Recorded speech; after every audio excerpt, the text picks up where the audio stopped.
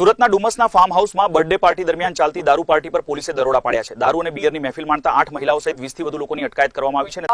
રીતિ જરીવાલા કરીને એક મહિલા છે, તેઓની બર્થડે હતી। મિત્ર મંડળ છે સુરત શહેરના અલગ અલગ વિસ્તાર જેમ કે અલથાણ, વેસુ, પાલ એવા અલગ અલગ વિસ્તારો અને બીજા પણ વિસ્તારોમાંથી એમનો મિત્ર મંડળ ભેગું થઈને અહીંયા એ લોકો રાતના પાર્ટી બર્થડે નિમિત્તે કરી રહેલા। પોલીસ દ્વારા 9 જે 4 વ્હીલર ગાડી છે જેની કિંમત અંદાજે 98 લાખ હાલ આંકવામાં આવેલ છે। 24 નંગ મોબાઈલ જેની કિંમત 6,67,000 જેટલી ગણી શકાય।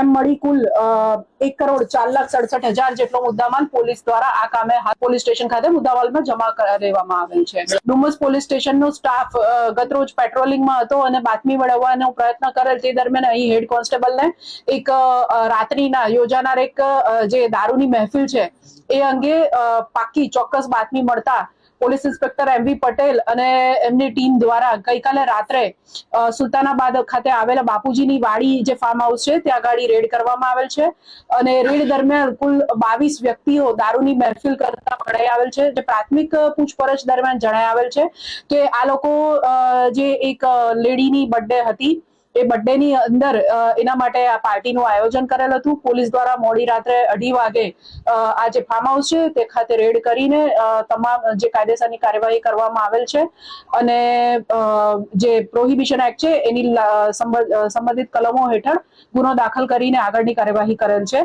આ કામે જે મુદ્દામાલ પોલીસ દ્વારા જપ્ત કરવામાં આવેલ છે તેની વિગત જોઈએ તો સ્થળ ઉપરથી રેડ કરતા એક વિસ્કીની બોટલ પેક તથા અન્ય અલગ અલગ પ્રકારના દારૂ જે છે એની 5 અર્ધ ભરેલ બોટલ તથા બિયરના ટીન અને સોફ્ટ ડ્રિંક્સની બોટલ વગેરે મળી આવેલ હતું।